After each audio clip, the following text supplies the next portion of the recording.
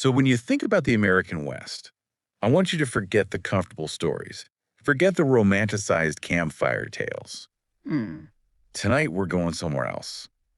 Straight to the 19th century borderlands at their absolute, their darkest hour. Right. Where the line between just surviving and total moral oblivion, it dissolves into the dust. And that hour has a name. History calls them the Glanton Gang.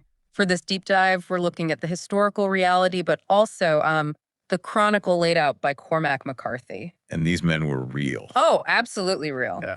Operating from 1849 to 1850, right along the U.S.-Mexico border, they were contracted, hired by the Mexican states of Sonora and Chihuahua, right, Yeah. for Indian extermination. Exactly, paid by the scalp. The terrifying thing is just how quickly they realized there was a bigger, much more profitable market.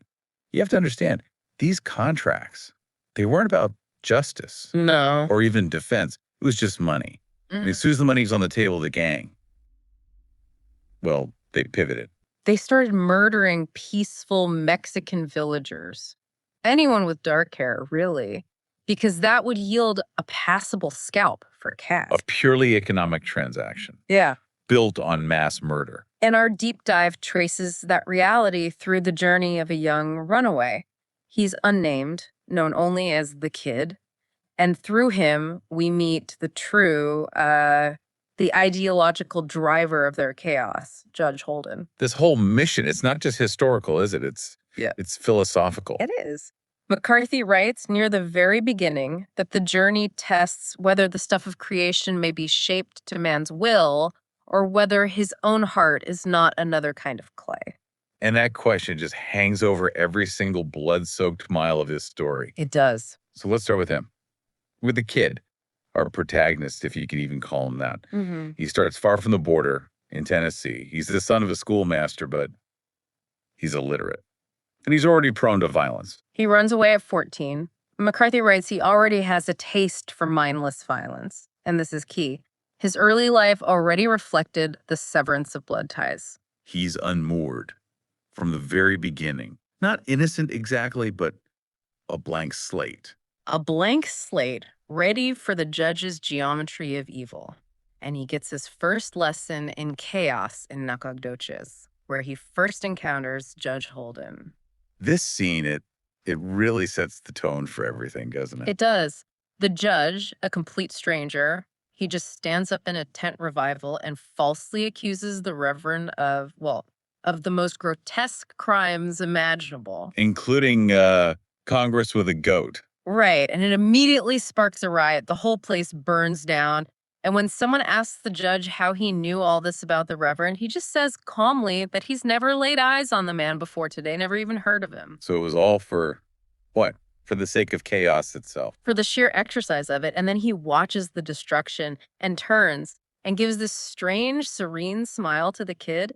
It's this immediate, primal introduction to a figure who exists only to facilitate anarchy. After that, the Kid tries to join what seems like a legitimate enterprise. Captain White's company. A filibuster company. Basically an unsanctioned private army. Mercenaries hoping to cross the border and seize territory. But they're ill-equipped. They're foolhardy. And their fate is sealed when they meet a true force of nature, the Comanche. And this is one of the most brutal scenes in American literature. You have to understand it as absolute historical horror. The destruction is instantaneous. A force you cannot reason with. How does McCarthy describe it? He describes them sweeping down. He writes, they were all howling in a barbarous tongue and riding down upon them like a horde from a hell more horrible yet than the brimstone land of Christian reckoning, screeching and yammering and clothed in smoke. Just pure chaos. Total.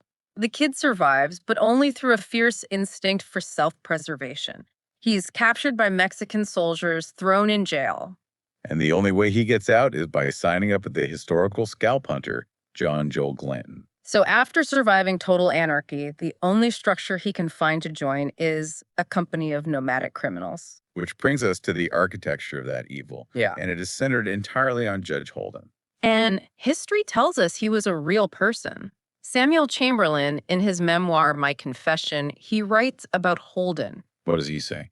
That Holden was a man of gigantic size, a truly immense 6'6", and by far the best educated man in northern Mexico. So the most dangerous man in the borderlands was also the most brilliant. Exactly. But Chamberlain also calls him, very simply, a cooler, more blooded villain never went unhung. That's quite the resume. Yeah. But McCarthy's judge, he's something more, something older, an eternal force, a polymath who seems like he can't sleep or age. He's the ultimate contradiction. McCarthy's description is just devastating, he writes. The judge was as a stone, and he had no trace of beard, and he had no brows to his eyes, nor lashes to them. His face was serene and strangely childlike. Knowledge made monstrous. That's the insight, isn't it? McCarthy shows us that intelligence, that vast knowledge, it isn't inherently a civilizing force. Oh. When you detach it from morality, knowledge just becomes a tool to execute a dark, fundamental logic. And the logic Glanton adopts, with the judge now in the picture, is pure profit. That contract for Apache scalps, it gets tossed aside almost immediately. They recognize, and this is a quote, the larger profit at their disposal in killing peaceful Mexican villagers. And we have to keep saying this. These men were real. Glanton, the judge, the kid. They were real, and the scalps they took were real human remains, severed and sold for bounty. Their journey becomes this moral collapse reflected by the landscape they cross. It's aimless, uncharted, unsignified. No ideology, just relentless reactionary violence. Which culminates in the one scene that really seals the gang's philosophical bond to the judge. The gunpowder ritual. Right. They're cornered by Apaches, out of power, facing certain death. And the judge leads them to a volcano rim. They find the ingredients. Sulfur, or as it was called, brimstone. Brimstone. Hellfire. Exactly. That and niter from bat guano. The chemistry is real, but the act. The act is a dark ritual, a kind of worship. He mixes the charcoal, the niter, the brimstone, and then the final step. The final, horrifying step. He makes it a conscious act of spiritual defilement. McCarthy describes how the judge took out his pizzle and he's pissing into the mixture, pissing with a great vengeance and one hand aloft, and he cried out for us to do likewise. Wait, so he makes this chemical process a terrifying act of anarchic creation. It substitutes a sacred element like water with something profane. Precisely. It binds the men not just to Glanton, but to this primal anti-spiritual force. Yeah, it works. It works immediately. The gunpowder they create allows them to annihilate their pursuers. They slaughter 58 Apaches. The judge has proven himself a kind of wonder worker, a dark performer of miracles rooted in chaos. And that power, that feeling of being invincible, it leads directly to Glanton's final foolish act of hubris. Having conquered the desert, they seize a lucrative ferry crossing on the Colorado River. They transition fully from scalp hunters to highwaymen, just preying on anyone who needs to cross. An act of unbridled power, their final overreach. And the reckoning is swift. It comes from the Yuma Indians, the very people the gang had betrayed. The Yuma Massacre. Glanton's killed, his head split by an axe. And history tells us his body and his dog's body were thrown onto a massive bonfire. Consumed by the same elemental flames the judge had harnessed, the gang is almost entirely wiped out. The mortal criminal is consumed. But the eternal principle lives on. The judge is the likely sole survivor. Then decades pass. The kid survives too. Yeah. But he has this lingering resistance to the judge's full philosophy. He's 45 now, just called the man, and he wanders the Southwest carrying a Bible he can't even read. Which is so telling, isn't it? He carries the symbol of a structure he can't access or live by. And in 1878, in a dance hall at Fort Griffin, Texas, he meets the judge again. And the judge has not aged a day, still immense, still hairless, still waiting. He gives this chilling monologue, his final assessment of the man. He identifies the man's central flaw. His moral fiber, he calls it, his clemency for the heathen. This resistance, this failure to completely commit to the judge's philosophy of total war, is what separates him from the true dancers. So in the judge's eyes, the kid failed because he still had some shred of humanity left. He was a tourist in violence. He never fully committed to the logic that war is God. The judge says that the sanctity of blood and total surrender to war are the only paths to the eternal dance. And this all culminates finally in the outhouse, the Jakes. The man goes inside, the judge follows him, and he locks the door. The ultimate horror is just left in that void.